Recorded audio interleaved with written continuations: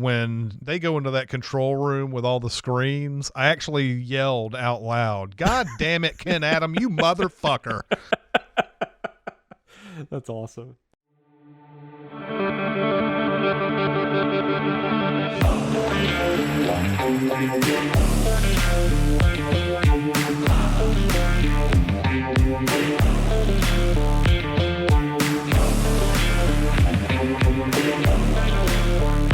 Welcome to Gold, Diamonds, and Death, a James Bond podcast. I am your double O host, Jonathan Watkins. I am a writer for all things under the Cinemasins brand name and a co-host of the Behind the Scenes podcast. Joining me each and every week for this endeavor, he is the co-founder of Cinemasins, co-host of the weekly podcast Recotopia. He's also one of my good friends. He's Mr. Chris Atkinson.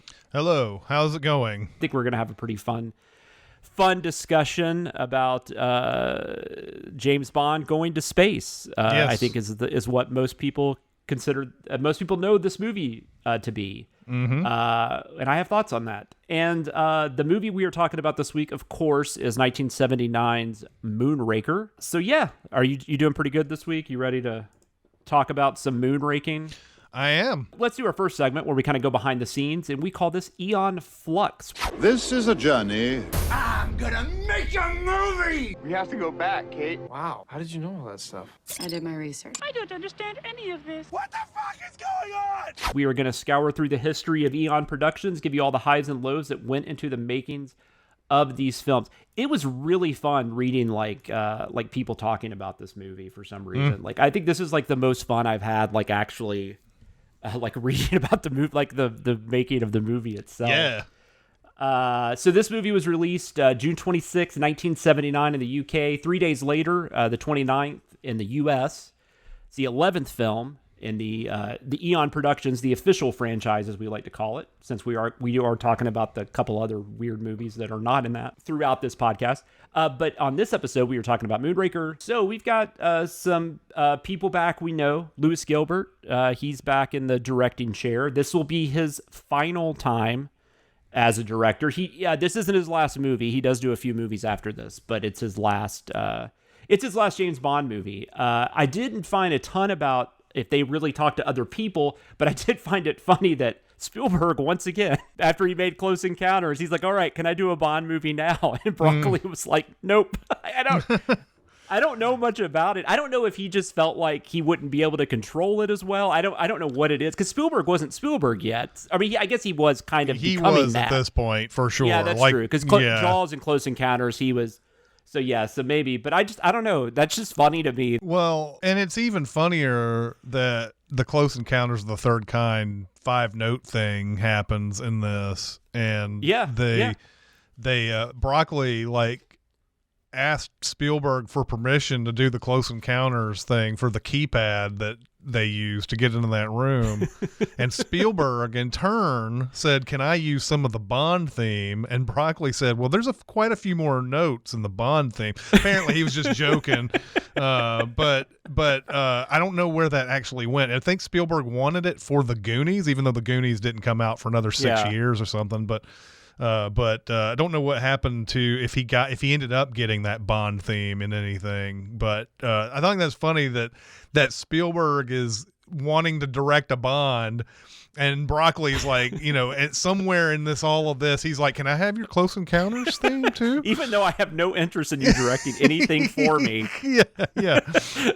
Can I steal your music? That'd be great. That's so funny.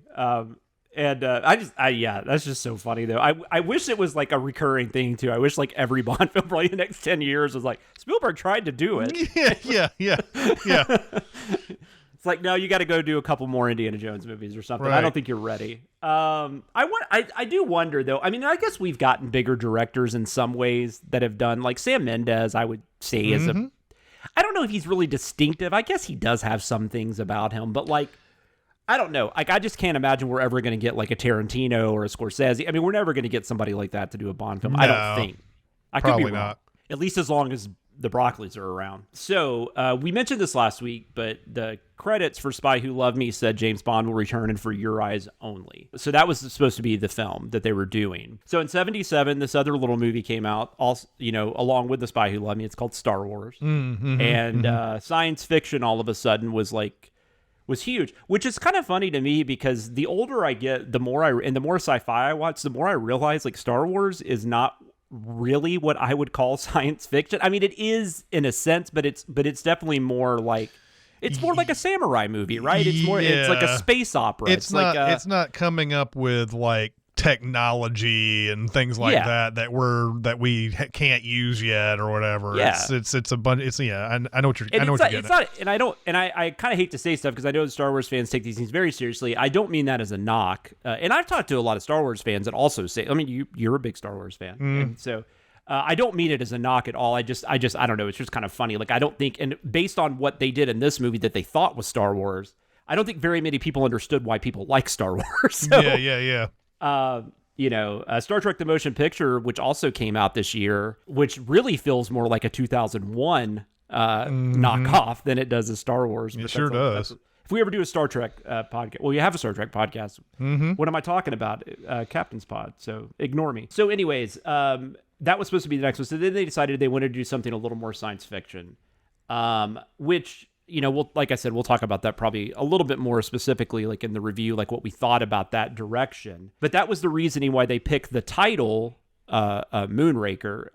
We will obviously discuss this when we talk about the book, but these are two very different animals, the book and the movie. Some of the stuff it's more similar than I had been led to believe, but there's not there's not a ton of stuff. And there's definitely there's no space. Like they don't go to space in the book and stuff like that. So, right. John Glenn, though, who was the second unit director on this, he's of course also directed Bond films. He said he didn't recall Star Wars was even being mentioned, though. I read this in an interview. He said that he understood the film was supposed to coincide with the American space shuttle launch, which actually ended up getting delayed. Which is what they say in the behind the scenes is that they were hoping to have that coincide, and it just didn't work out. But I still think Broccoli has used Star Wars. So, I mean, I know that's still factored in, or at least the popularity of that factored in. Film was primarily shot in France due to they were still dealing, which I thought this. I don't know all the specifics, and I'm not going to get into them because I don't really care. But there was a lot of like tax issues and stuff with England because we had that thing we were talking about last week. John Barry doesn't do the score for Spy Who Loved Me, right? It was Spy Who Loved Me, right? That he didn't do the score for because he didn't he couldn't work in England or whatever at that time. And so in this they couldn't even film anything in England. Pinewood Studios was only used for special effects teams. They shot some models and stuff like that. But the film was primarily shot in France. There were also locations shot in Italy, Brazil, Guatemala, and the U.S. And like I said, nothing official was shot in Pinewood. It was just the special effects. Yeah, and I'm not sure either. They touched on this in the behind the scenes that they didn't want to shoot it in the UK because of tax reasons, and I'm assuming it just means it was going to be exorbitantly expensive. And considering that this movie was already budgeted for $32 million, I think they probably said, "All right, let's try to find a place that's cheaper to shoot." Yeah, exactly. No, that was definitely what I took from it too. It just seems like we keep coming across this whole taxes and stuff like that. Yeah. I'm just like, but I guess it's probably a lot of the same stuff that's going on now. It's like there for a long time, a lot of people shot in Canada because, a lot of like X-Files and all these TV shows and stuff were shooting in Canada and a lot of the CW stuff and, that was because of tax reasons. And that now I think some of that has kind of changed. That $32 million figure, when I heard that in the behind the scenes, I was like, good God, man. That sounds like an incredible amount for 1979. That sounds like like most expensive film ever type of stuff. I mean, I guess it wasn't quite as bad as like Cleopatra, but right. And I got 34 million was where I read, but somewhere in that range. And then but it was double the cost of Spy Who Loved Me. So Spy Who Loved Me was like 15 million or 17 million. It was apparently from what Broccoli says in the behind the scenes, it was the budget of the first 6 Bond movies is what he said. Yeah. Like combined. So it's crazy. Yeah. But in their defense, though, I mean, it did kind of pay off. It ended up being, at that time, it was the most financially successful Bond film. It a little over 210 million worldwide. Like a sad note, this was Bernard Lee's final outing as M. Yep. He was signed on to do For Your Eyes Only. He got diagnosed with stomach cancer in 1980, and then he died in like January of 81, and they had not filmed. I think they were kind of waiting, hoping he could eventually maybe have enough energy to film something, and so he died before they could even make that happen. Also, and he did die, but Ken Adams, this would be the last. This would be our last Ken Adams. Although, unfortunately. Unfortunately, I mean, I do think his spirit is felt in a lot of the other ones after this. I mean, people try to, do what he did, but it's not the same. Yeah, and the Ken Adams, he goes out with a bang in this one. This is he does some of his best work. I agree. I think. Visually, this movie is well. I have some comments about some of the space stuff, but for the most part, visually, and that has more. That's not the visuals. That's more to do with the action. Mm-hmm. But it's just finding out what men in spacesuits in space fighting each other looks like is really funny. For sure. I had not seen this movie in forever, but when they go into that control room with all the screens, I actually yelled out loud, "God damn it, Ken Adam, you motherfucker!" That's awesome. It was just amazing sights. It was incredible. and then they go from that point, they go from set to set, that just amazing stuff. So anyway, it's unbelievable. No, I mean, it's like I didn't realize how much of a fan of him I was until we started doing these and really getting kind of digging into him. He's unreal. Roger Moore's back, of course. This is his fourth outing. And it's good. It's good. When you go back to these other podcasts we've done, it feels like we talked about who was going to be the replacement for Connery, or who was like the first movie. We're talking about all the different people who were considered. And then the second one, it's like, okay, it's Connery. Third one, it's Connery. And then from the fourth one all the way to the end, we're talking about who's going to be the replacement for Connery. And now we're at a point where it's like, it's Roger Moore. Don't worry about it. Nobody else is being considered. His contract ended, though, with Spy Who Loved Me. So he's on a film by film. They didn't make him sign another big contract. I don't know if that was, I didn't see much about why. I don't know if that had to do with his age, his interest in it, but they did actually let him do a film by film basis for the next. He's in 3 more after this. No, he's in 3 more after this. Is it 2 or is it 2 more? Oh, it is 3 more. No, it's 3. He does 7. He does 7. So I'm wondering. It's because I'm wondering if they even.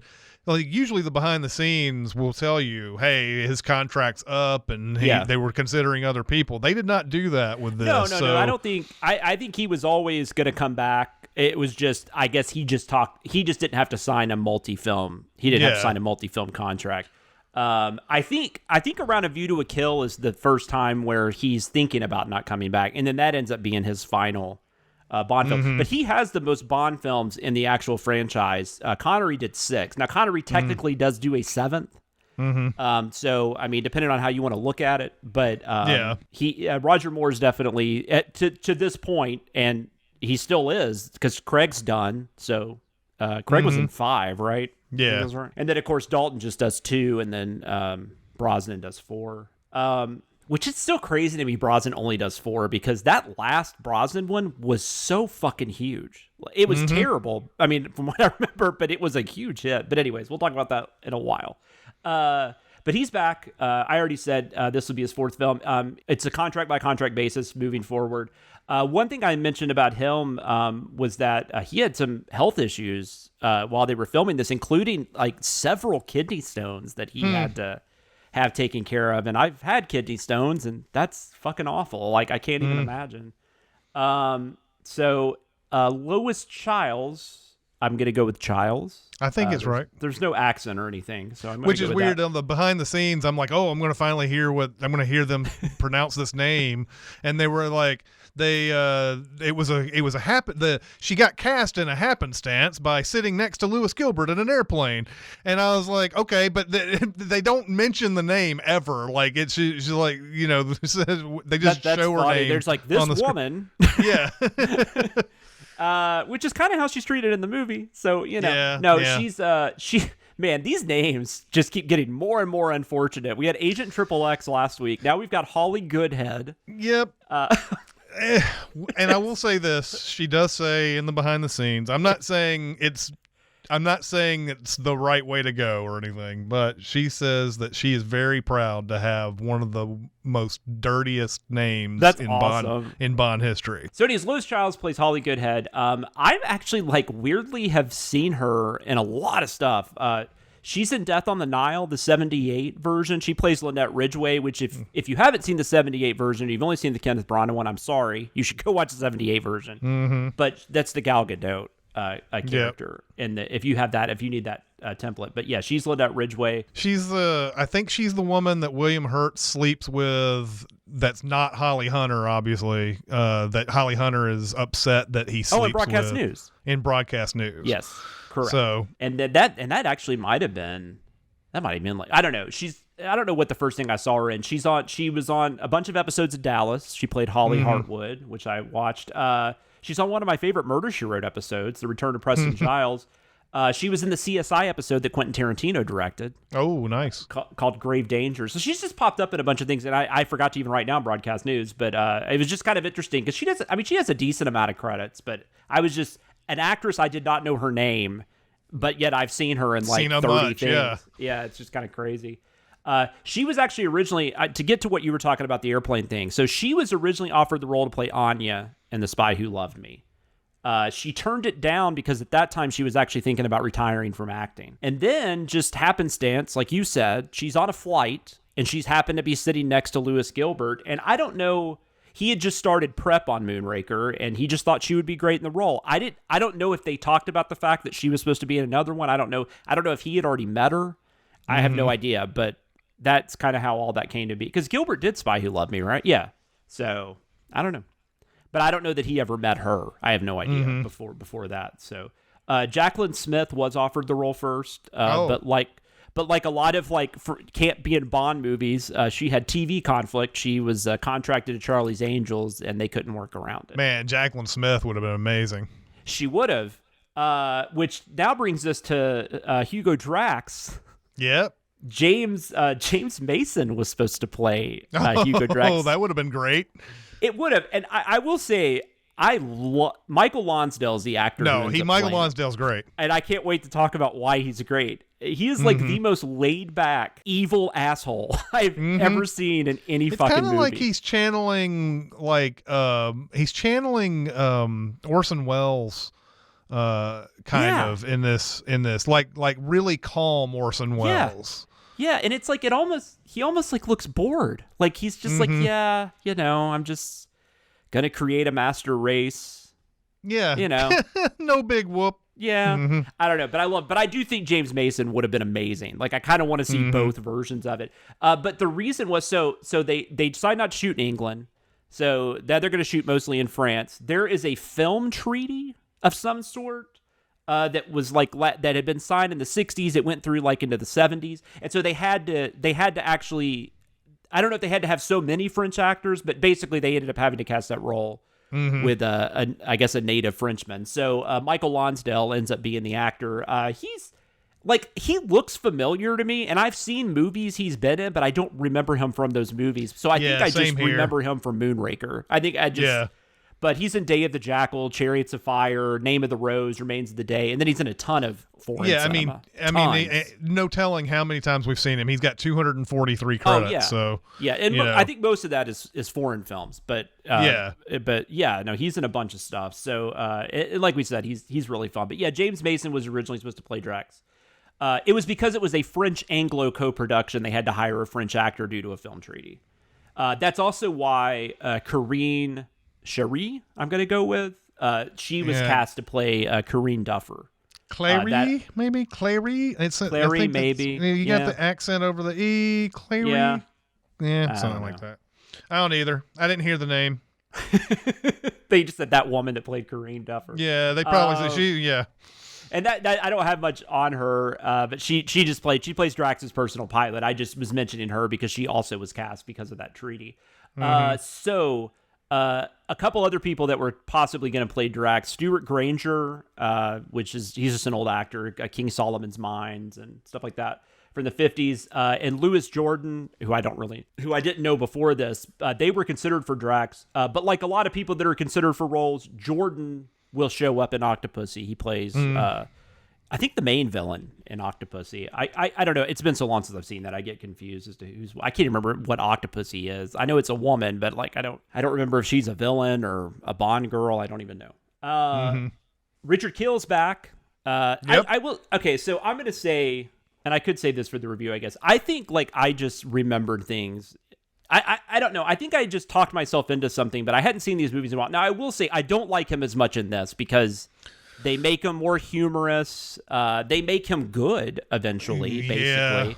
And that's due to Lewis Gilbert getting a bunch of messages from kids who said, "Can he just be a good guy?" By the way. That sounds Can he made just up. be a good guy? Maybe. I don't know. Kids are writing letters to Lewis Gilbert? It just seems They may weird. not be writing him directly. No, they may be coming writing into the Bond office or whatever. Yeah. But like it's funny, like I started to realize how much Jaws adds time to this picture more than what he did in the last one where he seemed like a true henchman. Yeah. This next one is like, oh, he's available? Okay, let's make him a henchman in this one as well. And so while the gondola thing is a spectacular stunt scene and everything, it adds so much time, unnecessary time to this movie. Yeah, other than just to have them. And then they already have that scene in the alley.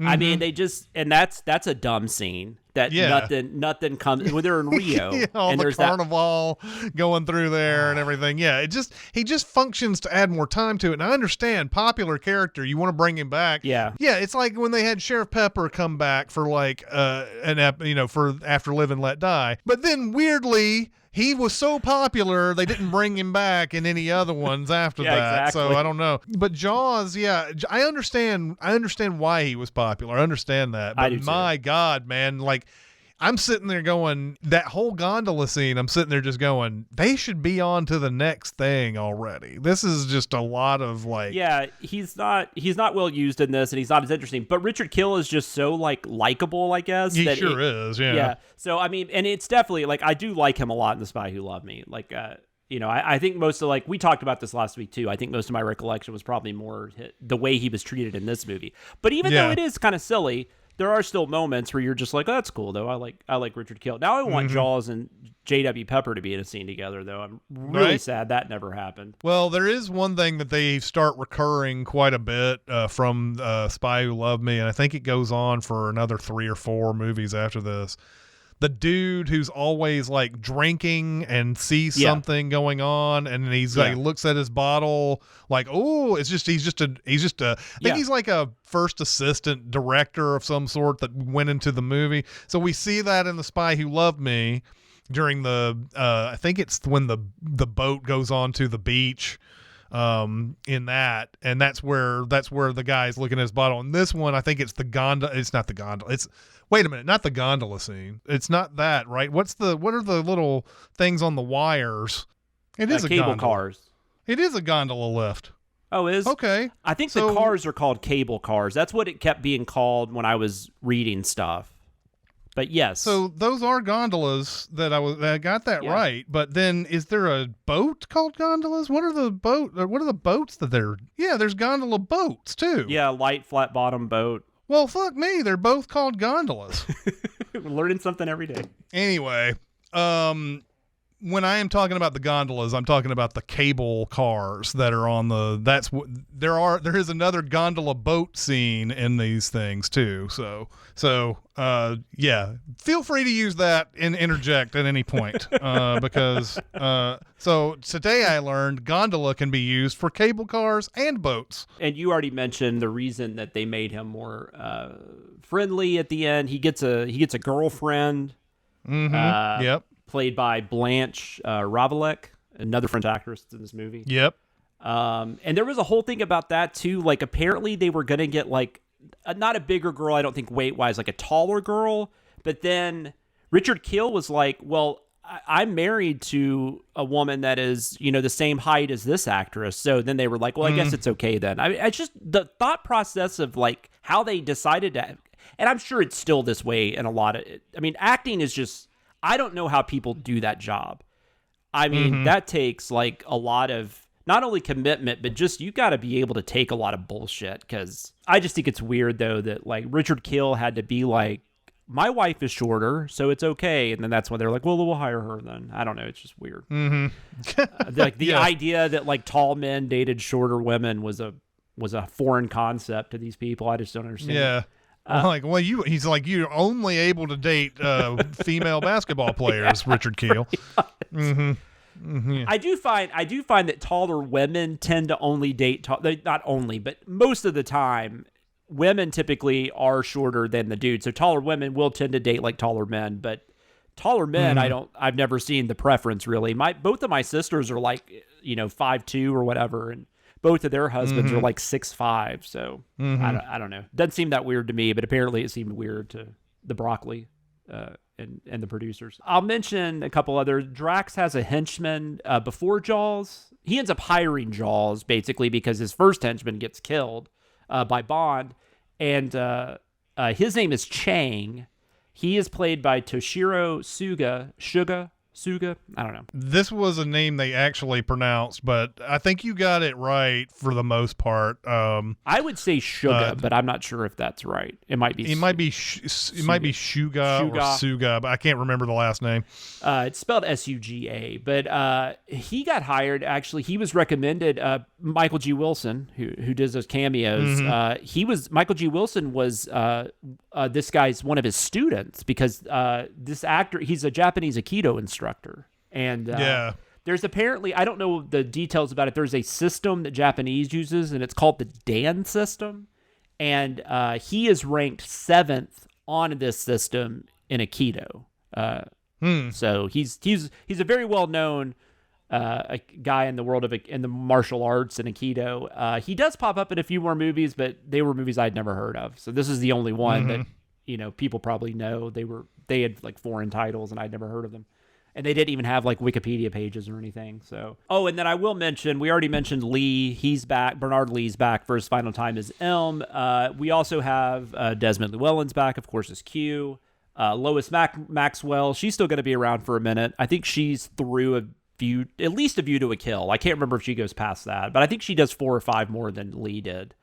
And then Jeffrey Keen's back, as we already mentioned, as Frederick Gray, the British Minister of Defense. I also thought it was interesting that Lois Maxwell's daughter, Melinda Maxwell, she was 22 at the time. She is one of the quote-unquote perfect human specimens of Drax. The New World Order that Drax so like elegantly tells us all about, as if he's like teaching a computer class or something. Right. I love him so much. Some other things I had, someone asked Cubby Broccoli why he wasn't just adapting the novel since it was really good, and Cubby supposedly said, yes, but it's old-fashioned. It's only got a piddling little atom bomb in it. Yep. Yeah, well, that was the talk about in the behind the scenes, as they were saying, we just got done doing The Spy Who Loved Me, and this guy who wants to destroy the world and have Underground City. We can't just do a single atomic bomb storyline. And you've got, and Ian Fleming even said in interviews at the time, like, they're going to have to update things. Like, he's like, I get it. Like, we're going to have to update things because it's like these are novels that were written in the 50s, and then we're almost to 1980 at this point. So it's just things are... So I get it. I thought that was funny. So as far as the writing, Richard Baybaum was not asked to come on this one. And I actually found a quote where he said, "Thank God I didn't write it." So he was very excited to not be involved in this, which I thought was funny. The writers had a hard time, though. Tom Mankiewicz was, I think this is why they were still doing Spy Who Loved Me. He was just asked to help them come up with a way they can make this like more of a science fiction kind of thing. So he does like an outline. They use barely any of it, which he was fine with. He didn't really care. He said he didn't want to write the script. It was just, he didn't know what to do. But there are things in that outline that we're going to see in later movies. The Acrostar jet sequence in Octopussy was from that outline, and the Eiffel Tower scene in A View to a Kill was also something they took from that outline. So Christopher Wood actually comes on and he writes the script. I read an interview where he said he never liked the idea of the movie, but he didn't really have the guts to say that to Broccoli. He, of course, just took the job. He said it was really hard to write the space scenes because he said everything had to be slowed down. He said you can't rush people in spacesuits.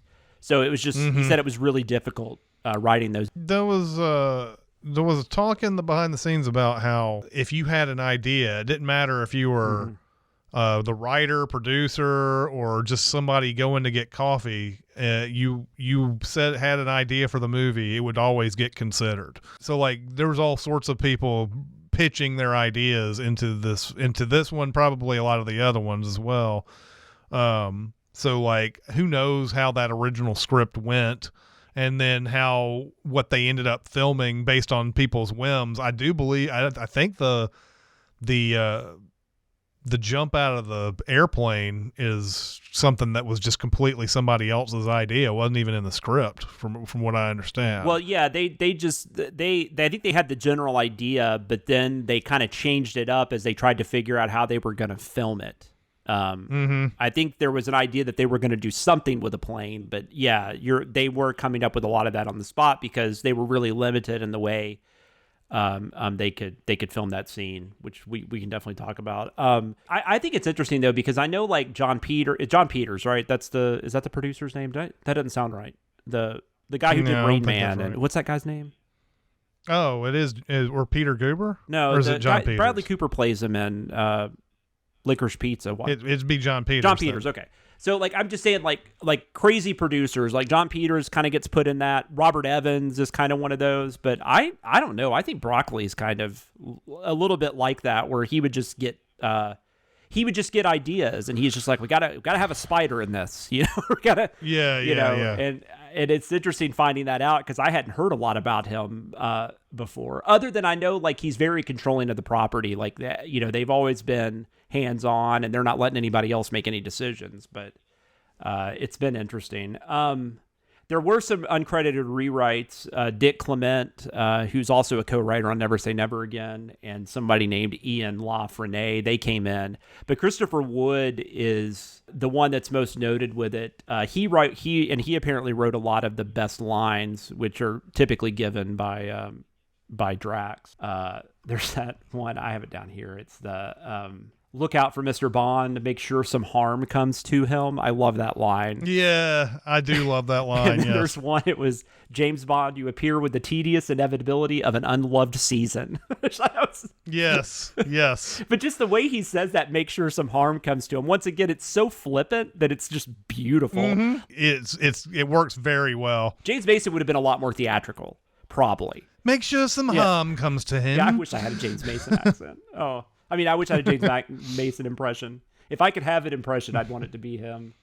There's a great, if you ever, this is just random, but Bill Hader apparently, have you ever seen that? He talks about when he auditioned for Saturday Night Live, and his audition was James Mason trying to use an expired coupon at Dunkin' Donuts.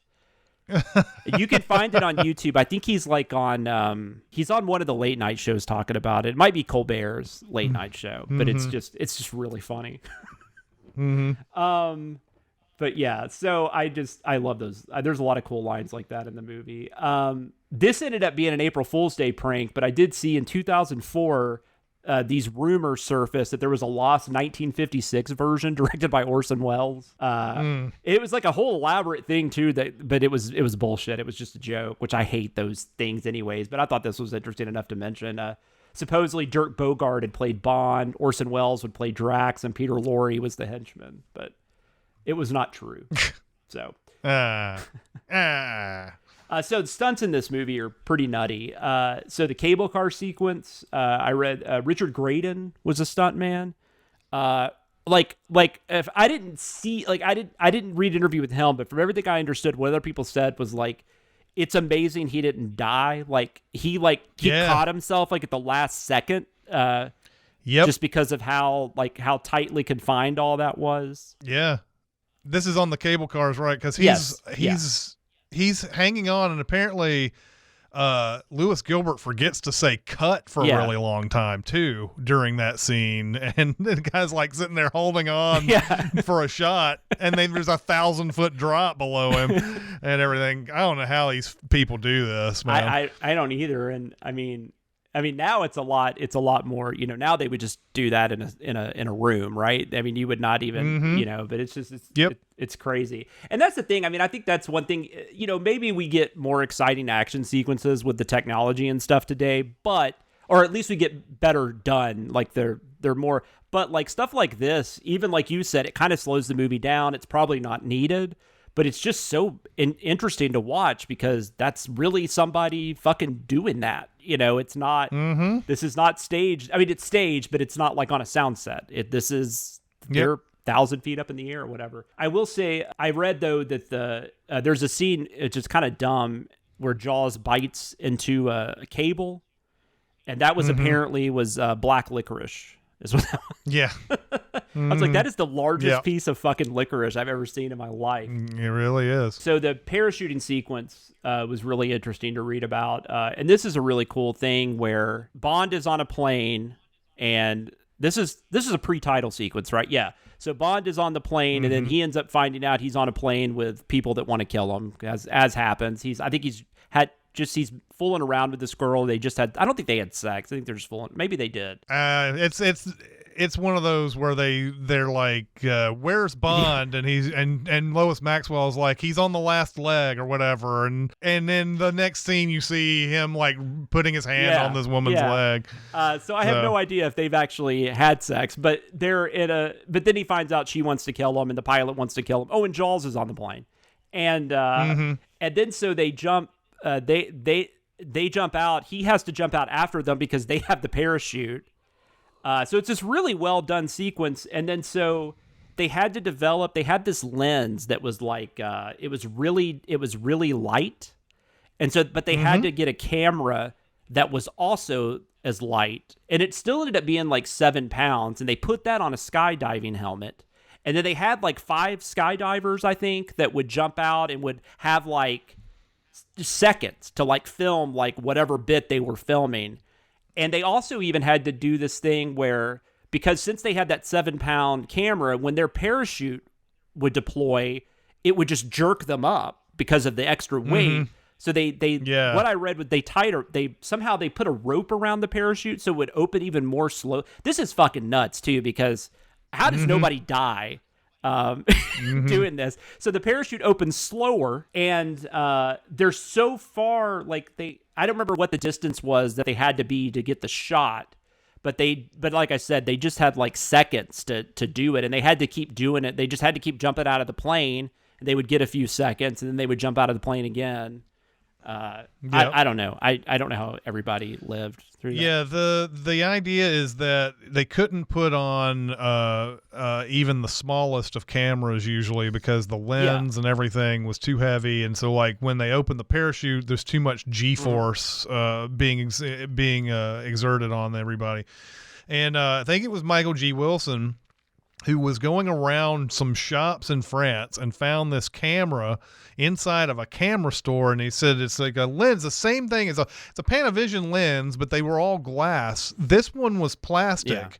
And he said he asked the guys like, what is this doing in here? Panavision, I think it's Panavision, usually just rents out equipment. And he's like, yeah, this is a prototype that nobody could find a use for, some shit like that. And so Michael G. Wilson buys this lens for this one stunt, and like this stunt is amazing. It is. It's one of the craziest ones they've done.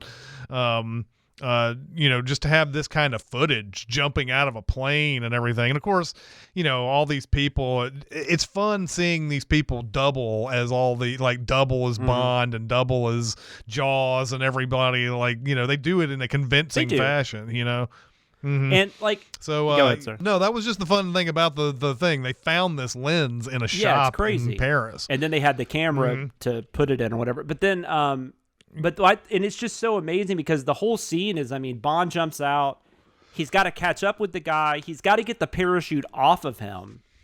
And all this, and there were some tricks, like The stunt man who was doing Bond, he actually did have like a parachute behind him, but it was like, I guess it was so, like, I don't know how I can't remember what they did. It was flat, I think. It was so flat you couldn't see it. So it's not like he jumped, nobody jumped out without a parachute, but they did have to do things with the parachute that he's taken off the person because like that had like Velcro on it or something. Yeah, they had to do something to hide the parachute, which was really hard to do. They couldn't make it where it was too bulky or bulgy or whatever. So it's some weird just stuff the like stuff that went down just to get this like one shot, but it's like, once again, it's stuff that's actually being done. I mean, like, you're actually watching these things happen as they happen. I mean, obviously there's cutting and stuff, but there are people actually in the air doing this shit. It's just And I believe nuts. the whole sequence is shot by John Glenn, who becomes a major Bond director. Has he done one yet? He may have done. He is the second. He may have directed Hold on one second. He's the second unit director on this one. I thought he'd already done, because he does most of the 80s ones. But I do think it's like he may have like fit in one movie before he started going on that run. Hold on a second. I know we've talked about him. No, For Your Eyes Only, I guess is his first one. I guess he's just been like a second unit guy, and maybe he was an editor. He was an editor on Her Majesty's Secret Service, so maybe that's why we talked about him. Yeah, maybe so. Yeah, but he directs. I think he directs every 80s Bond movie. I think that's right. He does. He directs all 5. Yep. I think that's right. But yeah, he's the one who shoots this whole thing, like the whole parachute sequence is his. They did, so. but like they did say they had like 5 skydivers though. I guess that helped, but like apparently they were kind of a pain in the ass because they were just like they weren't used to getting up before like 10 o'clock, and then they said like. They didn't show up on set, so I guess maybe Glenn or somebody went to find them, and they were just like sitting in this room, and like, what the fuck are you guys doing? They're like, well, the woman that makes us breakfast, she usually doesn't get up and get to it till about 11 o'clock, and he's like, we got to go shoot this goddamn movie. Like, what are you doing? Well, that's the thing, right? They talked about this as well. The shooting schedule in France had to be different from what they were used to. They would start at 11 and have no breaks and go all the way to 7 o'clock. And so that was different for them. And also the whole Ken Adam thing where they're trying to build these big, huge sets for Ken Adam. Ken Adams, like we do this, weekdays, weekends, everything. And the French were like, no, we don't work on Saturday and Sunday, and Ken Adams like, I guess we're gonna have to figure out something else then, because we've never done a Bond without doing work on the weekends. And finally, he showed them, I guess, some pictures of what they were gonna do, and they were like, okay, we'll work on the weekends. And so they actually brought in their families on Sunday so they could see stuff that they were doing. So that was pretty funny. Did you have any other stunt stuff you wanted to talk about though? That was all I had as far as the big scene. Don't think so. I don't think so. The only other thing that I have is about how they shot the space stuff, but I'm sure you're getting to that. So I don't have much. Well, go ahead. Well, the space stuff is the way they shoot it. Once it gets towards the end, obviously there's a big, huge space battle and everything. Everything that happens in space where you see any kind of motion or whatever, they are doing I think it's an old technique, basically where they shoot something in camera and then they back the film through the camera again. And then they shoot another thing. They only expose certain parts of the film, basically. So like, if you have, so what you have is somebody moving through space, and then you block that off, and then you shoot the Earth or whatever, and then you back the camera back up again, and then you shoot some other thing, and then you get 3 full things all in one, which you normally, obviously, you're not going to be able to do because you don't have, at this point, you don't have computers that can do it. You don't have the technology to do this kind of space stuff. So whatever. There's a big shot of like a whole bunch of lasers being shot or at each other. Like there's the docking station where everything's going on, and there's all these people who are shooting lasers and stuff at each other. It's apparently they had to do that. So they had to do that 48 times to get that a lot. Correct.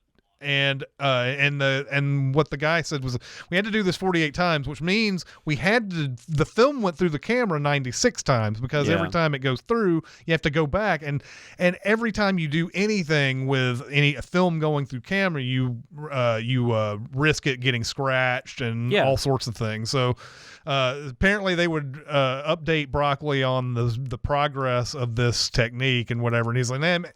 He's like, don't tell me about all this film going back through the camera and everything. Just tell me when it's done. Basically, that whole, that I don't want to hear about the labor pains. Just show me the baby, type of thing. I think a lot of times these producers sleep better at night when they don't realize what kind of craziness they've unleashed. And Lois Child said something about, I saw her in an old interview. She said something about they were just like on wires and they would just be up there forever. And she said there was something, I can't remember what she called it. She said there was something that they had attached to their chest too that was like it was kind of bulky and odd, and just everything about that whole sequence sounded like she didn't really enjoy it, but she thought it was cool to see it afterwards. But I'm sure filming it was a pain in the ass. And it's crazy. It's like John Barry does the score for this, and it's a really like.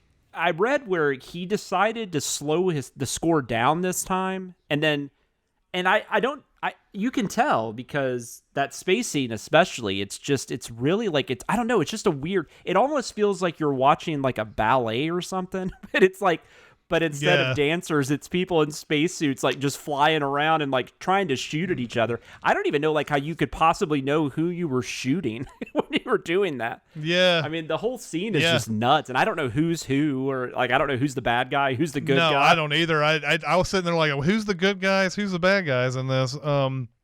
But and apparently with some other technique too, where they had a ship going through space and the stars in the background would have conflicted with the images, so they had to make it where the star they had to disappear the star and then make the star reappear once the ship came across and everything. A lot of little cool things that they did for that, even though the scene itself, is kind of like just weird to look at. Like you said. It is. I mean, I'm really curious, like what audience members in 1979 thought of that, though. Like I'm very curious. Well, and considering Kubrick and the stuff that they have done on Star Wars at this point, maybe they just don't have the technology to do this, or they don't have the bandwidth to do this. Kubrick shot some very realistic space scenes. Star Wars did some really cool things with ships going through space. Star Trek. But then they go back to this old like what I believe like a Buster Keaton did way back in the day, where he would it's like I think it's Buster Keaton where has like multiple Buster Keatons all on one frame, right. And basically he did that same thing where it was like he had to expose one part of the film and then block the rest, and so on and so forth. So they do that on this, and like it's like you have all this new technology at your fingertips, but it could be just a cost thing. I mean, you're already at $32 million, and you can see the budget on the screen. I mean, it looks big and spectacular. But yeah, I think it's just everything about the way that scene is shot, the way it's scored, and just the actors who are doing whatever they can. I mean, I'm sure that's just odd, but like and the lasers are like green, and it's just it's so funny. Yeah, I don't know how to explain it without. And you know what I think takes me out of it a little bit is that the lasers don't seem to have any kind of like. There's no conclusion to them. I know what you're saying. They shoot the laser and it just kind of like ends wherever it goes. It doesn't seem to be like doing any damage or anything. It's just being absorbed by the people as they shoot. So there's like, you're expecting like someone to blow up or like have a hole in them or anything, but this is just kind of like shooting them and touching them, and then it dies. And it's like the people are doing more damage to these lasers than the lasers are doing to the humans. And I was thinking too that year, because sci-fi wise, you've got that, and then you've got Star Trek the motion picture, and then you've got Alien, which all three of those made about the same amount of money. Like they're all like right there in the middle of the top 10. Moonraker made less than both of them, but they're all about the same. But I don't know. That had to be a weird like going to the theater that summer. I don't know when Alien came out, but I know Star Trek and Moonraker were in the summer. But I don't know, just the very degrees of science fiction in those three movies is nuts. Alien came out June 22nd. Oh, okay. So it came out. Oh, they came out like pretty much together then, because I think 29th was the next week was Moonraker, and Star Trek was December. Oh, okay. Oh, yeah. I think I actually knew that. I think it was supposed to be earlier in the year, but that movie got pushed back a few times because of just Robert Wise was basically told, do whatever you need to do. So he did. He took forever. It's fascinating. Yep. That's a really interesting movie. Like I don't know if it's good, but it's fascinating to talk about. So speaking of the music, I was going to mention real quick though, another scene, which I know this had to be models for the most part, but the scene at the beginning even, where the Moonraker space shuttle's on top of the jet or the top of the plane. And then I'm sure we would find ways to send the shit out of the scene, but the people get into the Moonraker space shuttle and they fly it off the plane, and there's that big explosion stuff. I like that. That's really cool too. Yeah. Although it's really dumb for the plot. Like yes. I love the opening. I think it's really dumb for the plot though. And later on when Bond asks Drax, why did you take that Moonraker one? He goes, well, this one that I had was malfunctioning or whatever. Because is. I'm sitting there going, okay, so all right, whatever. But you realize that by doing that, you've now put yourself on the map. Exactly. Like that's one of those things where it's like, you could have gotten away with this if you didn't do that. Like nobody would have known you were shooting rockets to this thing because nobody can even see your new Eden that's in space or whatever. No. So and it's his shuttle. He could have like called him and like, hey, sorry guys, I'm gonna need that one back for a little bit. You'll get it back in a week or two. There's absolutely nothing that makes sense about that opening scene. It looks really cool. Don't get me wrong, but exactly that's what I'm talking about. But it's so dumb. Well, I think that's what this movie. I think that's where this movie has its main problem is that the visuals, the visual delights don't really match up with like the way the story is constructed. So Shirley Bassey ends up singing this title song. It's her third and final time. There were a bunch of people that tried to bring on Frank Sinatra, Kate Bush, who I guess I didn't even realize, which I guess that makes sense. Most of her stuff was in the 80s. This is late 70s. But she's become popular again because of the Running Up the Hills used on Stranger Things, which by the way, she has made like millions of dollars off of that. Like just in the last like year. Like that's crazy. Oh yeah. Good for her. But she passed. She just said she didn't want to do it. Johnny Mathis got offered it and he started recording it. But wasn't able to finish. I could not find why he wasn't able to finish. Did they talk about that in the behind the scenes? This is one thing that the behind the scenes have started. They've stopped completely talking about the songs for some reason. Even something like "Live and Let Die," which was like one of their biggest ones. They don't even say much about that at all, which is weird. So I guess I don't know why they just stopped that. But yeah, the Shirley Bassey song here. It's good because it's her singing, but it's not very memorable. This song is bad. Yeah, I mean, she sings. I know what you're saying. She can still, you can tell that there's a great singer behind this, but this song isn't memorable at all. That song was not written for her, and she literally gets called in, I think, like a few days before they have to record it. So. It just doesn't feel like it's her song. And she even says that. This is not a song that she would perform like outside of this because she never felt it was her song. It wasn't written for her. She didn't mind doing it, but but it's definitely very different than Goldfinger and is it Diamonds Are Forever? Is that that's fun. Live and Let Die, though. I still that's when one of my favorite discoveries is that Paul McCartney got hired to write it. They didn't realize he was also going to perform it, which we talked about this on the Live and Let Die. And they're like trying to hire a singer, and McCartney just sends this song in. Yeah, it's like, I guess he was going to do it. I didn't know that. It's just some of this stuff. It's like, how did you not talk about this on the front end? But yeah, so she ends up doing it. And like I said, she's never really said much about it. She never really cared for it. It was just kind of something she chose to help out with. We talked about John Barry.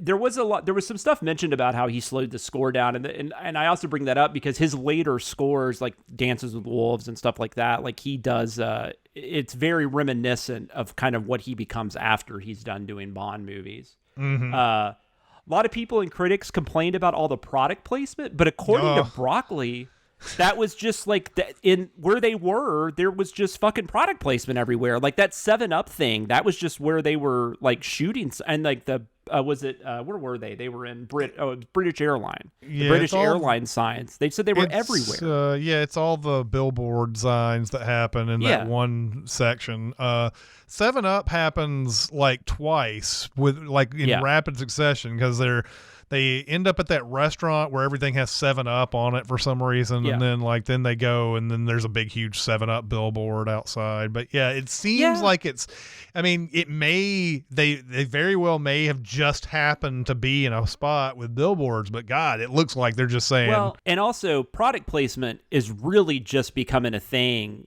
like in the 70s because I think Close Encounters of the Third Kind actually is considered like one of the first movies to actually make like a product placement deal because Broccoli talked about how like, you know, when they were first filming Bond, like they had a Rolex watch, but like they didn't have a deal with Rolex. Like that had nothing to do. That's just the watch they chose to use. And I guess they got permission. Yeah. But it wasn't like what it's going to become in the 80s where you've got like E.T. signs this deal with Reese's Pieces. And, you know, I'm pretty sure it's Close Encounters of the Third Kind. I didn't write that down. I'm kind of talking out of my ass right now. I could be, but I know I've Third Kind has a huge like Budweiser commercial that happens in I it. Think that's where what it's it is. Like it's basically just playing the ad and then it goes over. It's like Days of Our Lives plays and then it's Budweiser.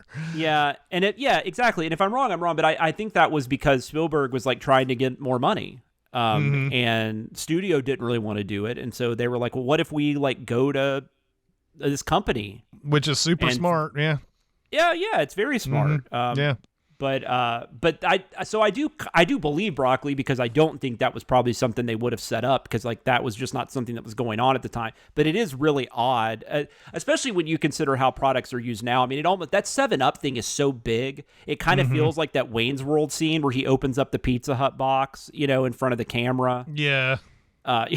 Stuff like that. So So I think that's probably why I feel like that was on critics' minds at the time because they were probably like, oh, product placement. This is the end of cinema, you know? Oh, yeah. Now we're just doing cinema for, you know, this is well before like stadiums are being called like Pepsi Stadium. Stuff like that. Oh, my God. Gene Siskel would have had a cow. And he did have a cow. That was like his whole thing. Like his review was basically like, there's too much product placement. This is stupid. That was kind of what he had to say. Reception was very mixed. It has like a 59% on Rotten Tomatoes. That's pretty fair. Mostly, and what was praised was the visual effects and the stunts, which is kind of what we've been talking about. Yeah, it got nominated for special effects, nominated for an Oscar for special effects. It did. Visual effects, did not win, but it did get nominated. It finished 9th at the U.S. box office in 79, made a little bit less than The Jerk, and it made a little more than The Muppet Movie. Kramer versus Kramer was number 1 that year.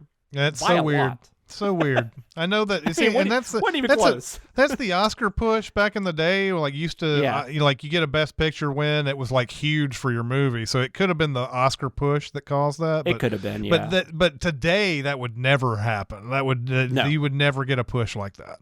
No, I mean. Like Blindside was probably the last one that like did super like it wasn't number 1, but it was in the top 10. But that could have been also. That didn't win Best Picture though, did it? Oh no, you're talking about films specifically that win Best Picture. No, you're absolutely correct. That never happens anymore. Yeah.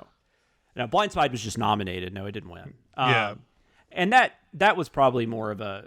That one makes more sense that makes more sense than Kramer versus Kramer, like being top of the box office. I guess Rain Man really was the 1988. Last one, right? Rain Man is far and away the number 1 hit in 1988, which is so weird. Titanic, but Titanic's a different type of movie. Yeah, Titanic was completely different. Yeah. Or like Return of the King, which I don't think Return of the King was even number 1. I can't remember though. It might have been. But there was probably a Harry Potter and a Star Wars. I mean, there's probably other stuff that would have been. I think Return of the King was number 1 that year. I think it was. But a movie like a drama like Rain Man That was definitely the last time that happened. Other movies I already mentioned, though, Alien and Apocalypse Now was in the top 10 that year. Amityville Horror was number 2. I forgot that was that big of a hit. Of course, I mean, I didn't know at the time. I was 3 years old, but I'm just saying, even as an adult, like I don't like that movie very much. So I guess I just never really thought about it. And then you just mentioned it was nominated for an Academy Award for Best Visual Effects. Wow, in 2003, Return of the King was 4th. It was behind Finding Nemo, and it was behind Pirates of the Caribbean, Curse of the Black Pearl, and Matrix Reloaded. Oh. And Bruce Almighty was only Matrix 7 million Reloaded? behind. So Matrix Reloaded. So number 1 was Finding Nemo? Yep. Mm-hmm.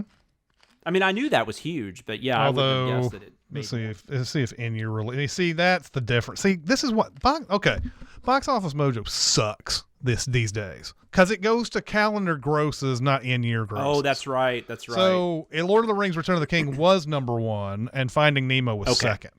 Okay. So yeah, that is correct. I was like sitting there going, "That's weird," and then I realized, oh yeah, Box Office Mojo sucks now.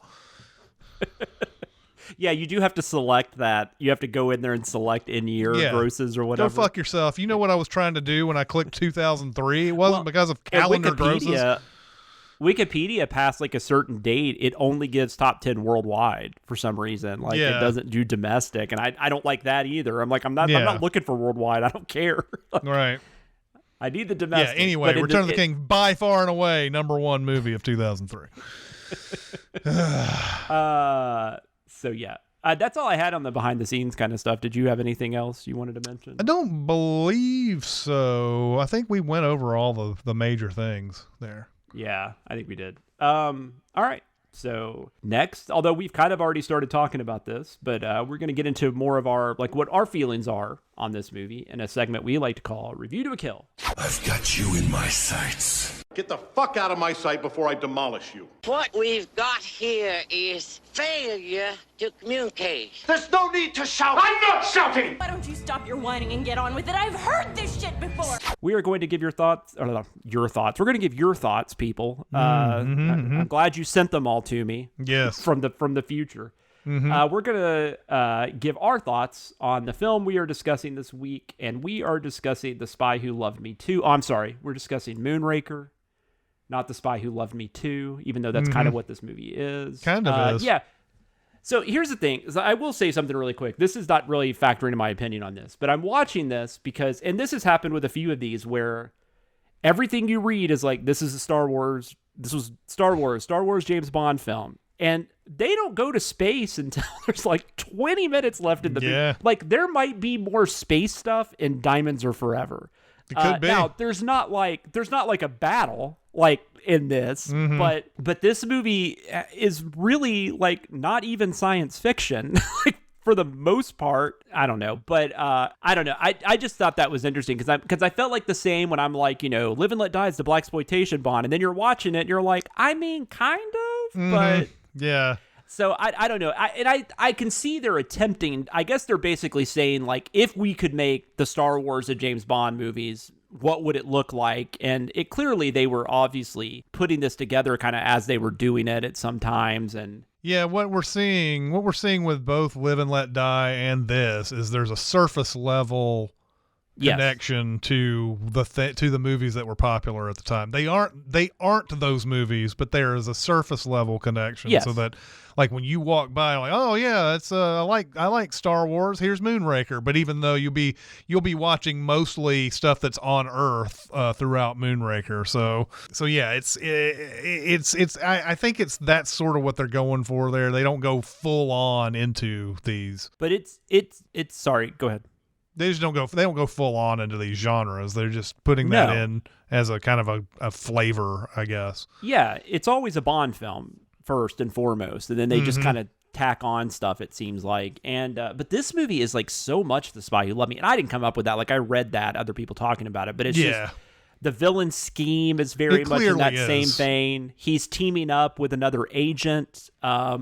Yeah, it is. You can't get around it. It's The Spy Who Loved Me Too, basically, is what you faux or you pod, only live twice 3 if you want to go that route. I guess exactly. You only live twice 3, and Lewis Gilbert did all 3 of these movies. He did. I'm halfway expecting. I was halfway expecting that instead of the shuttle being ported by a jet, that a big, huge jet was going to swallow up the rocket, because that's what they've done in those 2 movies. Is Exactly. Have a big vessel swallow up the smaller vessel.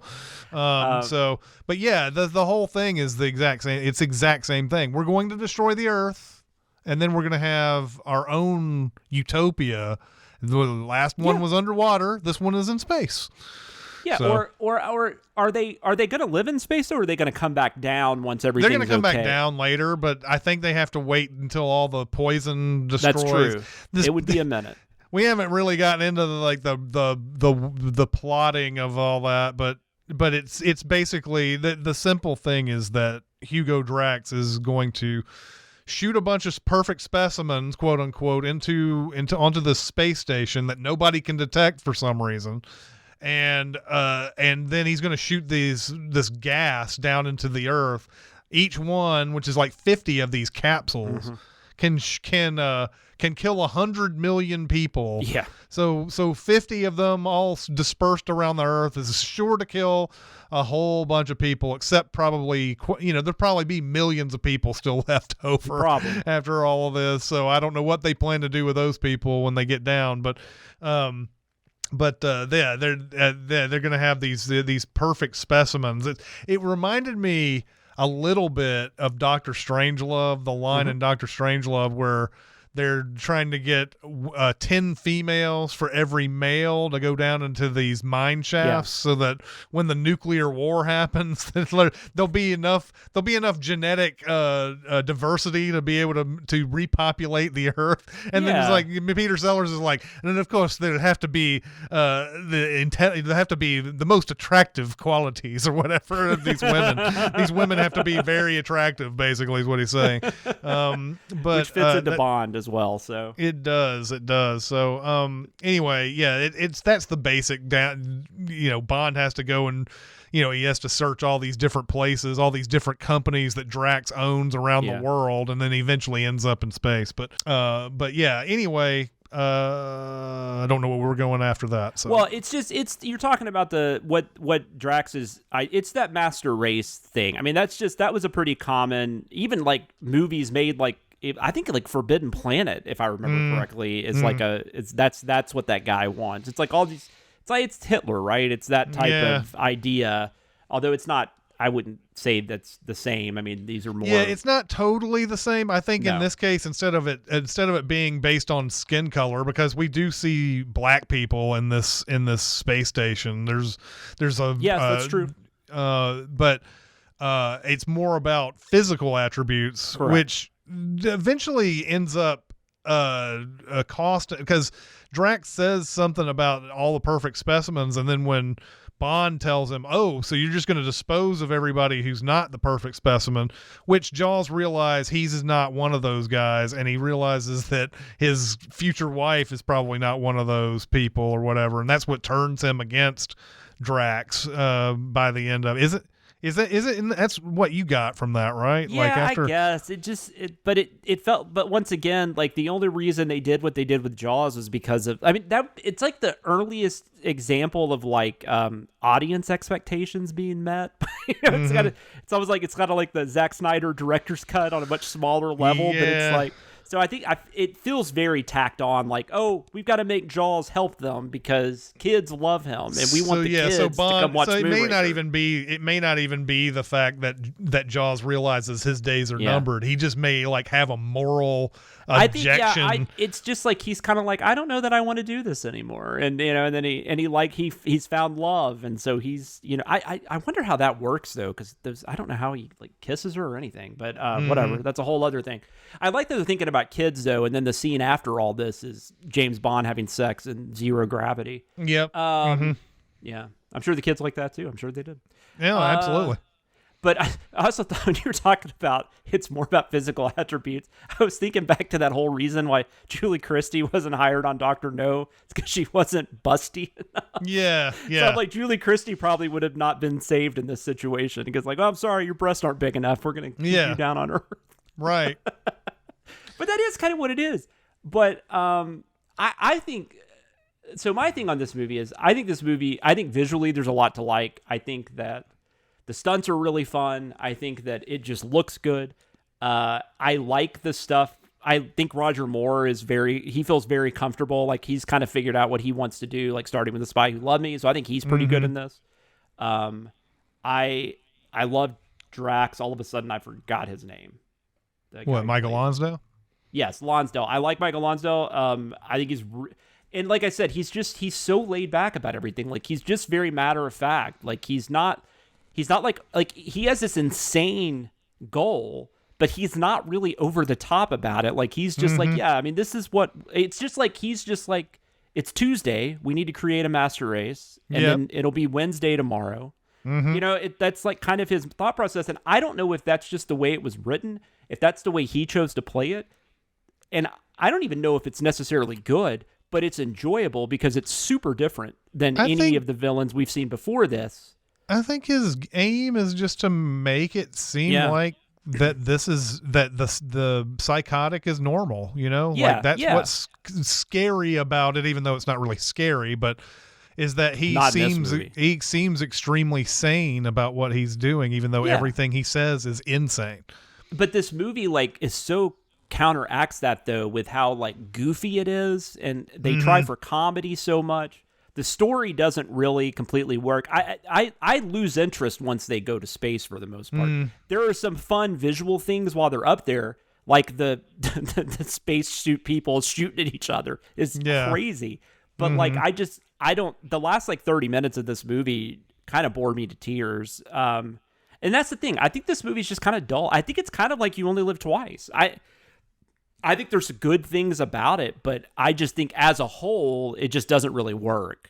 And it's weird. Like I've seen this movie 4 times, maybe I've only seen it like 3, but like I always forget everything about it. And I think that's because there's not a lot to grab onto. I probably appreciated Lonsdale a lot more now that I'm older, but than I did back then. But I don't know. What do you think overall? So you kind of like this, I guess? Yeah, I kind of like this. I'm maybe the opposite. I think the stuff before space is kind of boring, and then the stuff with the space is great, mainly because of Ken Adam. But that's what draws me into that thing. Once we finally figure out what Drax is trying to do and everything, everything else just seems like I wasn't a big fan of the Carnival stuff. I wasn't a fan of, the cable car scene. I'm not there's a lot of different things in this where it's like, let's just go ahead and get to the main plot of this already and like figure out what we're going to do. And this is another one, like it's been a while. It's been maybe a couple of Bonds, but we're back into this why don't they just kill Bond thing again, where it's just like, you have so many opportunities to just kill him, and there's a point where like there's a really odd scene. It just left me cold, even though it's kind of fun in a way. Is when they're shooting the quail or whatever, and he wants Drax tells Bond like, hey, you can shoot some quail while you're here. And Bond's like, I'm not a very good shot. And then there's this guy who secretly wants to kill Bond that's in the trees somewhere. Yeah. And so Bond tracks the quail all the way around and ends up shooting that guy in the trees.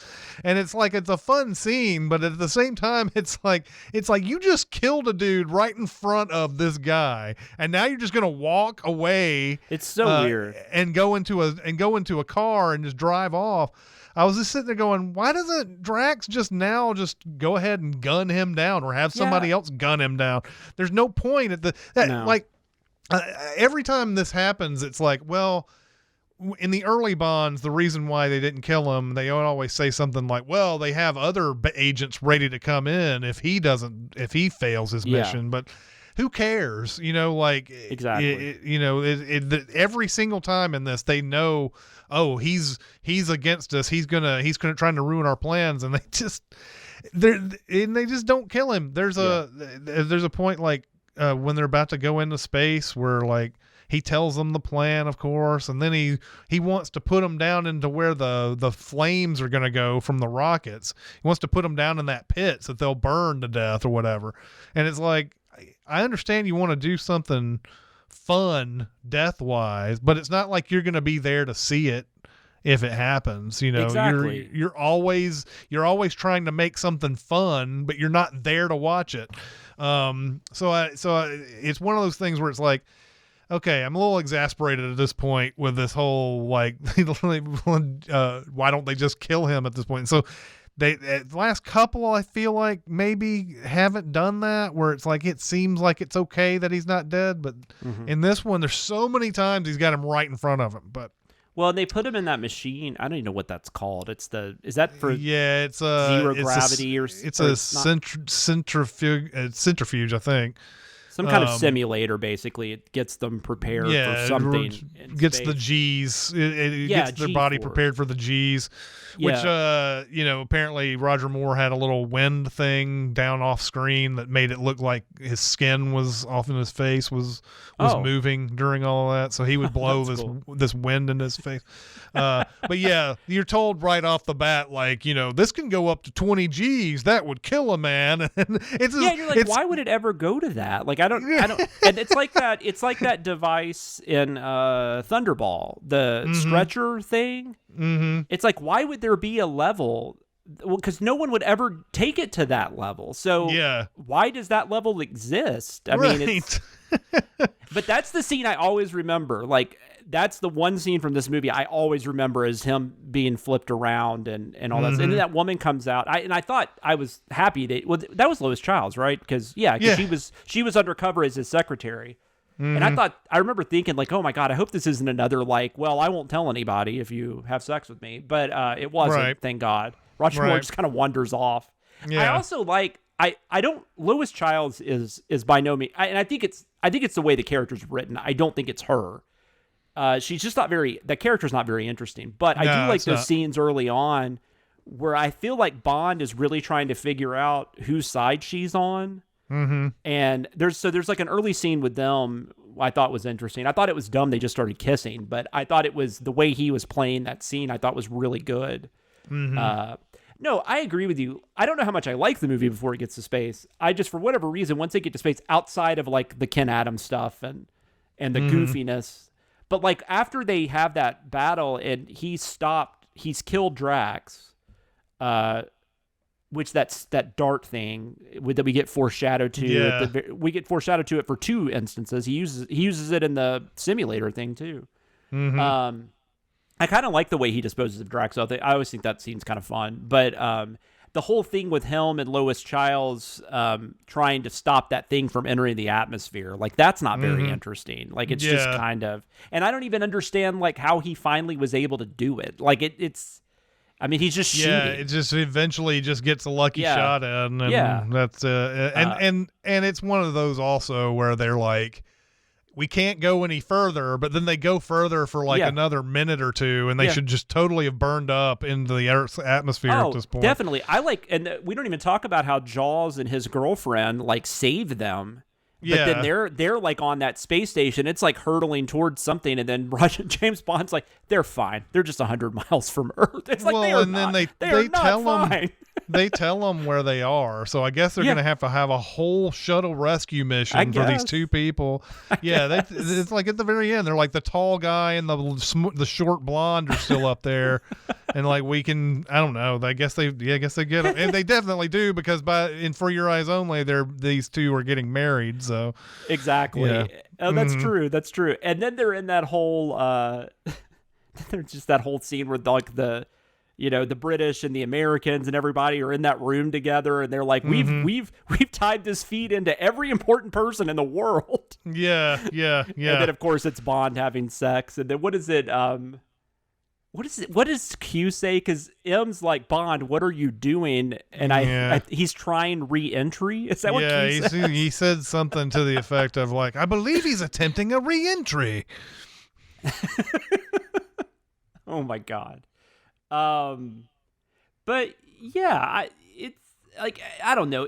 I don't think it's not the worst Bond film. It's not even close to being the worst Bond film. So people that say that, I don't understand. I think it's somewhere probably just in the middle. I mean, I don't think I really like it overall, but like more than anything, it's just kind of like You Only Live Twice for me. It's just very mediocre most of the time. But I do think there's more that I like in it than I like in You Only Live Twice. There's definitely like, I prefer the villain. Like, as much as I like Donald Pleasance, I mean, the Hugo Drax character, it's not like just another Blofeld. Like you said, Spy Who Loved Me, kind of one of the, and I don't think this is as good as a Spy Who Loved Me, but obviously, the way the villain was in Spy Who Loved Me, that could have easily just been Blofeld. Whereas I think Hugo Drax has a little bit, like, I think Hugo Drax would think Blofeld's an idiot, you know, like, I don't think he would give a shit about him, you know? Yeah. So I don't know. It's an interesting villain that I don't think enough people talk about. There's this terrible day for night shot. I don't know if you remember it, but they're outside some building, and it's like the sky is clearly like blue, and there's like the big clouds and stuff. But day for night wasn't really a thing. I don't remember this one. I don't know what that is. I don't know. That's something, for some reason, that's something I notice a lot more now. I don't know why, but that was, I like the dog chase. That actually, like, that the dogs are running through the woods. Yeah. There's like suspense in that. Like, I don't know. That was something that just stood out to me. But anyways, yeah, I mean, I don't know what else to say about it. It's not terrible. I don't think it's as nearly as bad as its reputation, but I don't know that I like it very much. I think it's more just it wasn't that bad. I wish Hugo Drax was like in a better movie. That's what I really wish.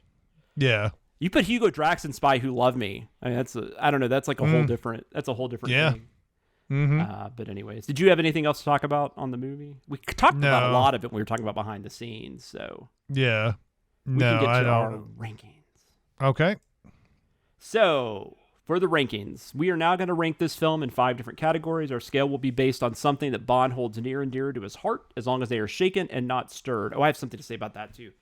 And that would be martinis. So, for each category, we will rank from 1 to 5 martinis, 5 being the best damn liquid that has ever passed your lips, and 1 being the well liquor you had to settle for or were too drunk to care that night. Right before we get into this. So, we did not talk about her, but there is another girl when he's in Rio. And he meets, I think he has sex with her too. But she gives him a drink, and she's like, martini, shaken, not stirred, right? And I'm sitting here thinking, one thing I've been thinking about as we've been watching this, so many people know so much shit about him. Yep. I can't even figure out how he still has a job sometimes, because... or at least a job where he can go undercover, because people, and he uses his name half the time. We've been talking about this since the old Sean Connery's. The fact that he goes into any hotel room and there's always people waiting for him in his hotel room. It's crazy. So yeah, like the fact that these people now, they kind of couch it in the fact that every person he's running into these days are spies. So she's a spy. She's part of the Brazilian, whatever they call the Brazilian. I don't remember what they whatever say. It Special is. Forces or whatever. She's part of that, and so like, and then in the last movie, she was able to say that she knew because she's a spy. Yeah. So like. So it's not like it's just some rando in a criminal organization who knows it, but we get the sense that even a rando in a criminal organization knows it, because he's just known through just by everybody, and it's even more egregious in Diamonds Are Forever, because it's just like people just randomly know who he is in that movie. Well, even when he's trying to pretend that other guy is James Bond, and then she's like, "You killed James Bond?" Like like she knows who he is. So like so yeah, I agree. There should be nothing in this where he's able to show his face without people instantly just going, I know. all right, let's just go ahead and kill that dude. He's been successful with 11 other missions. We might as well just go ahead. And he just uses his name most of the time. Especially, I feel like that happens more as the series goes on. But I know, like, a lot of times he'll just show up and be like, I'm James Bond. Which has led people to believe that James Bond is not a real name and all that. But still, it doesn't matter if it's a real name. People associate your name with your face, so they know who you are. So I don't know. It just for some reason that bothered me more in this than it had, or maybe it's just built. It keeps being more annoying the more I hear it. But it's just I don't know. Like that's just so weird that people know that drink. And he wasn't even drinking dry martinis for like 3 movies. So it was, I don't know. It was odd. Well, it was only the first one. Yeah, I think it was. I think the first couple, Roger Moore. Yeah. It came back in either Spy Who Loved Me or Man with the Golden Gun, and I don't remember which. I think it might have just was the Man with the Golden Gun, yeah, because I think you're right. Live and Let Die is the one where he's trying some other drink, and I think they just said, all right, just be Bond. Your vodka, your martini shaking. My favorite, though, is probably still Casino Royale, though, where he just goes through that whole ordeal about the drink, and then everybody else at the poker table's like, I'll have one, too. That sounds good. Yeah. And then LaSharif is like, can we play cards? It's a really lighthearted moment that works really well. But anyways, we'll talk about that later. So our ranking. So 1 to 5 martinis. The story, just overall feeling toward the movie, I'm a 2. I don't really have much to add other than what I've already said, but I'm a 2. 2.5, somewhere in that range. Mm-hmm. I'm at a 3.5, mainly just because of the Ken Adams sets and the stunts that are done in this. I think are really good. I don't like the fight scenes too much. No. Like the stunts are great, the fights are not. Like the fights start getting boring. Yeah. And when it's just a bunch of punching and a bunch of whatever. There's not anything creative about those. No. So yeah, I'm a 3.5. I like this better than the last 2 Sean Connerys for sure. Yeah, I agree and it's with that. Probably on par with Honor Majesty's Secret. Well, maybe Honor Majesty's Secret Service I probably like a little bit more than this movie. But I definitely I would put it below the. Well, actually, I might like this better than Dr. No. I mean, I think that's totally fair. I think you have the 3 Connerys are up there, and you have Spy Who Loved Me. Those are the top 4 at this point. Yeah, and then I would probably put Honor Majesty's Secret Service at 5 at this point, and then Moonraker would be 6th. Gotcha.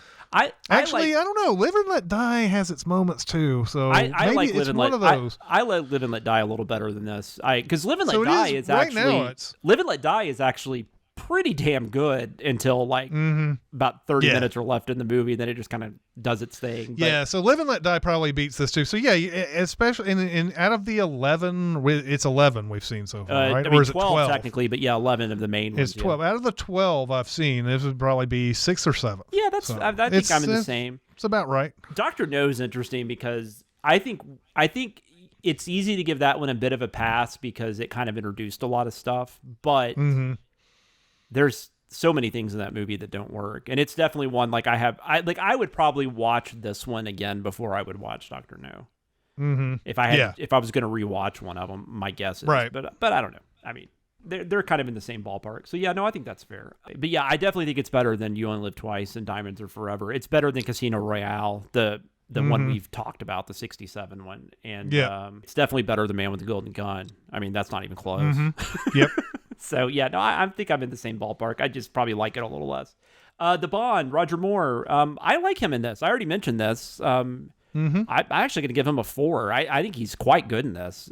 He just feels really comfortable in the role. Like maybe he's a little better in Spy Who Loved Me, but I think I like how he's transitioned into the role at this point. Yeah, so. I feel like he's more comfortable in this than Connery was around this time. I agree. He seems to be having more fun. Yeah. So I would give him a 4 as well.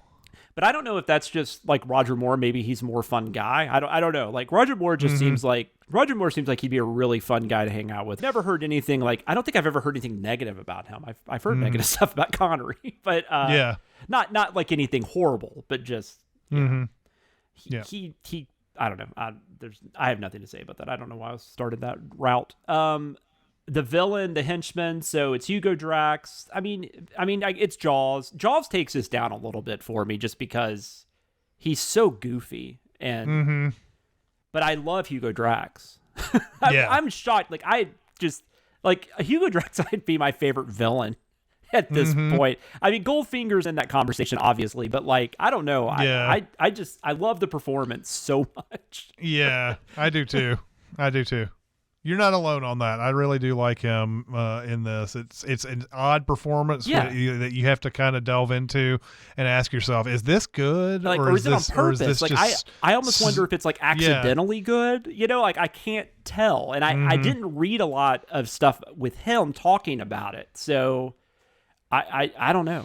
In fact, most of the stuff I read, they didn't really talk much about the character. They just, this is our villain, and then they would go on and talk about something else. So I give him a 4 though, for sure. I mean, yeah, I might even be close to 5 territory, but I think Jaws not being but Richard Kill is so good it almost works. But like you said, there's a couple scenes that just seem kind of they're oddly placed. They probably wouldn't even be in the movie. I do like that Jaws is so well known, though, that Hugo Drax is on the phone. He's like, oh, well, if you can get him, yeah, definitely, let's do that. Yeah.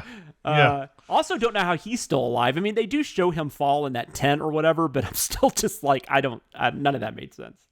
Yeah. Gadgets, once again, we are kind of getting more into gadgets, but I don't know. So we had the dart shooting wrist piece. That's the main thing.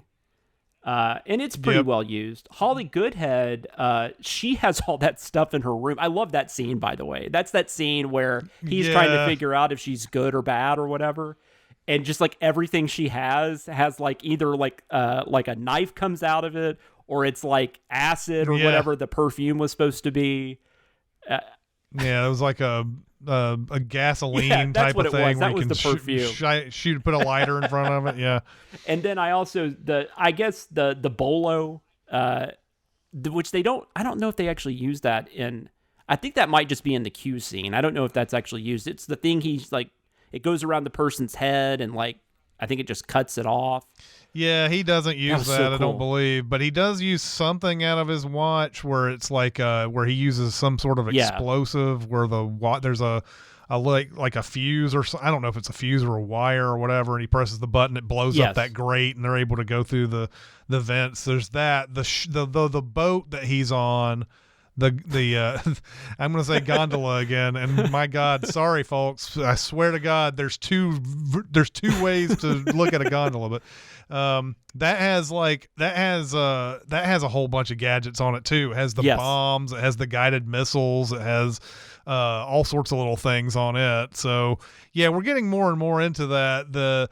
I know that Christopher Wood, who's one of the writers on this, one of the primary writers on this, really loved the idea of him going through the Q rooms basically, and that was why we got a return to those. And I have a feeling that Saltzman being off of this probably helped that out too. And now we're starting to see more and more and more gadgets.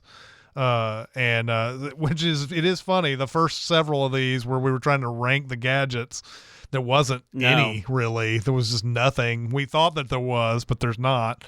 So anyway, those gadgets are fine. Those are standard. 3. Yeah, 3. I wonder if Saltzman, if he continued to keep watching these, if he was like, God damn it, all these fucking gadgets. Like, why did they do this? Yeah. Hated the gadgets. Yeah. The only thing left we have is the song. That is the song is Moonraker. It's Shirley Bassey, John Barry composed. I think it's terrible. It's a 1. I mean, it's just I really don't like it. It's probably my least favorite. It's only a 2. It's only a 2 for me because Bassey does hit some notes in this song that are good. But yeah, this is not. Diamonds Are Forever is not a good song, but it's so much better. At least it has like personality to it. That it once again, I think it makes sense. I mean, Shirley Bassey was not supposed to do this song. This song was not written for her. This song was actually written for a man, which although they did try to get Kate Bush, but if they were trying to get Sinatra and Mathis, I'm assuming that's kind of how they tried to organize it for. And I don't know how much that matters. I mean, you hear men's cover songs that women sing and vice versa. But I think it's very noticeable that it wasn't like she wasn't that into it. It feels, but she's a professional. She's very talented. So obviously some of that still comes through. But I don't blame her for not like owning up to that song, not being like. Sure. All right, so that is it for the movie. We are running a little long today, but I don't have much to say about the book. But all right, so we'll get into our next segment, which is where we talk about the book, and that is called The Spy Who Reads Me.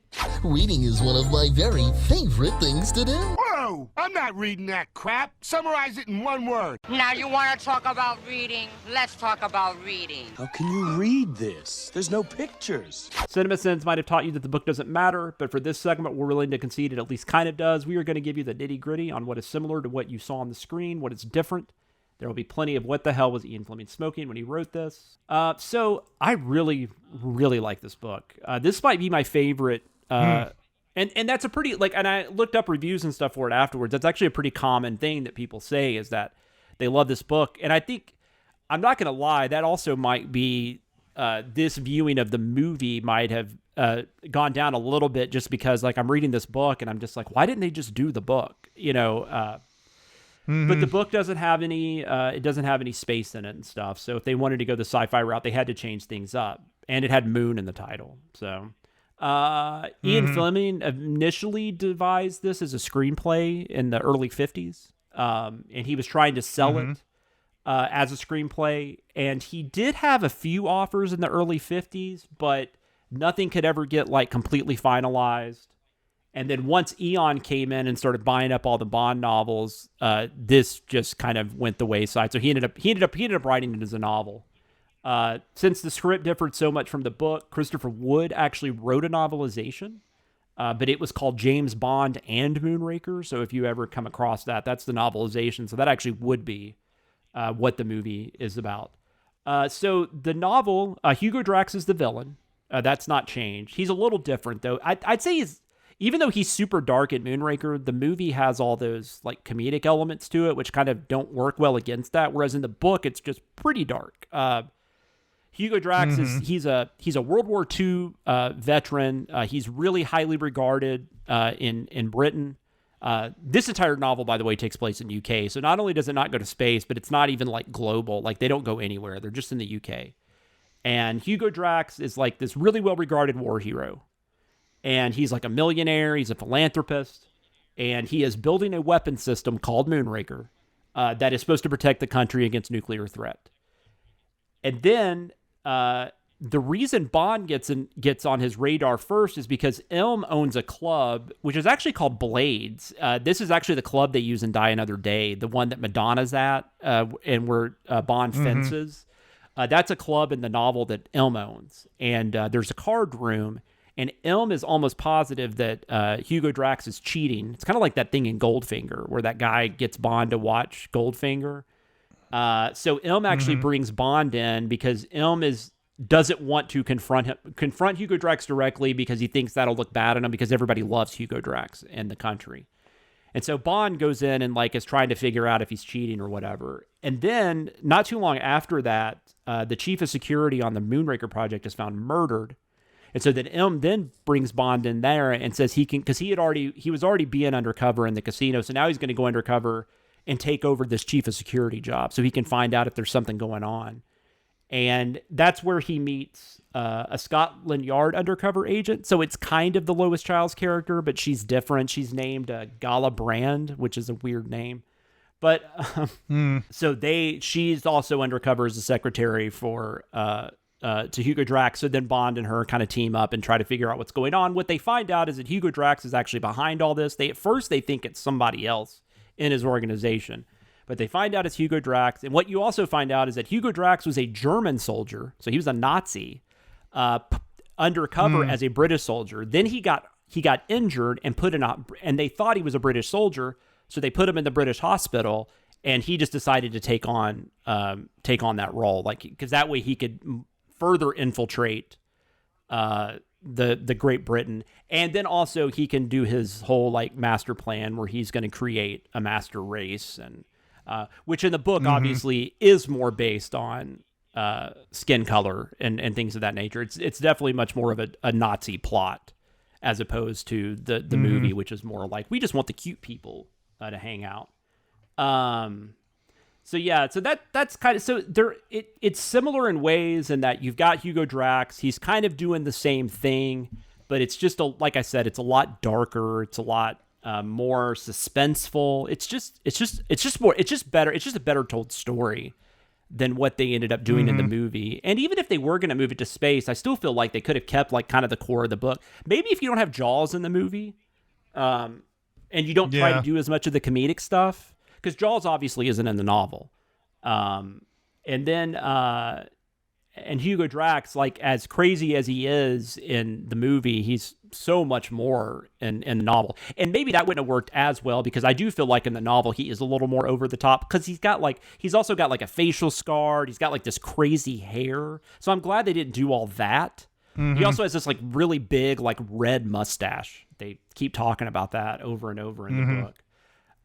But yeah, so I don't know. It's really like, if I was going to recommend a novel to read in the series, I think I would definitely put this one first as of now, because it's definitely better than, Goldfinger. No, Goldfinger wasn't good. I'm trying to think of what the next. For Brush with Love would probably be next. But it's I don't know. It's a pretty good book, and it's not quite as, like, I just thought, my understanding was like nothing in the book is in the movie. Like they just took the title. That's not completely true, which makes more sense why Ian Fleming's name got put back on the movie. So I was confused about that when I read that last week, because I'm like, well, I thought Moonraker wasn't anything like the book. But anyways. Yeah, even the behind the scenes seems to think that they just took Hugo Drax's name from the novel. I will say, like, the way, like I said, that whole kind of like the laid back approach, though, that is very much different. So I do wonder if that was something that, the actor brought to the table. I don't know. But so I am kind of glad they went that route. But I do think they could have kept it a little closer to the novel. It might have been better. But the ending's kind of bleak, too. Bond decides that he's fallen in love with Gala Brand, even though nothing's happened between them. And he wants to, like, take her out. And then he finds out she's engaged to be married. So it's kind of got, like, kind of a sad, bittersweet kind of ending to it. But anyway. Yeah. You mean he's in love with this woman after he spent all that time in the cabin with the woman in The Spy Who Loved Me? And that's so weird. Bond, man. No, but I forgot to write that down, but it is, it's like, I think it's like the fourth novel. Hold on a second. I should have said. Yeah, it's not. We're not even talking. No, in the not same at all. And I know here. you weren't saying we were, but I was trying to remember. It's the third book, so yeah, it's the third book. It follows. Yeah, Moonraker's it follows the third? Live and Let Die and Casino Royale. And then Spy Who Loved Me is when it's like it's 10th. Yeah. Oh, okay. So. Wow. Yep. So so that is Moonraker. Thank you everybody for joining us this week. Also, before we go, we have social media. You can reach us on Twitter. We are at GoldSpy007. You can also reach out to me directly on Twitter. I am at SamLoomis13. You can email us at golddiamonddeath007@gmail.com. And if you like this podcast and other things under the Cinemasins brand, we also have a Patreon you can join at patreon.com/Cinemasins. And if you have a second to leave us a 5-star review at your podcast listening app of choice, we would appreciate it. We hope you will join us again next week when we will be talking about For Your Eyes Only, which, other than like the pre-title sequence, I don't remember a thing that happens in this. But that pre-title sequence is bananas. I don't remember nothing. So I do remember that very well, and we'll talk about that next week. Well, that's the thing we've finally gotten into. We've gotten in consistent title sequences, the classic Bond title sequences at this point, because there used to be kind of they didn't know exactly what they were doing. There was like Goldfinger was the closest to the origin of what we know as Bond titles, and then it kind of strayed from that a little bit, and then it really took. I guess it was. I don't know if it was Man with a Golden Gun or if it was or Spy Who Loved Me, where we really just started getting these silhouetted women doing acrobatics and things of that nature, all the stuff that we know from Bond title sequences. That's like a normal thing now. Like this is never going away for a long time probably. So from what I understand, so we finally got the real title sequence, the real stuff that we're probably going to make fun of, especially next week. I won't even tell you. It's fucking bananas. It's God. But yeah, so we'll be talking about For Your Eyes Only next week. Until then, just keep those martinis dry and shaken, the Baccarat shoe moving, and the Aston Martin fully gassed. This is Chris Atkinson and Jonathan Watkins signing off. We'll see you next mission.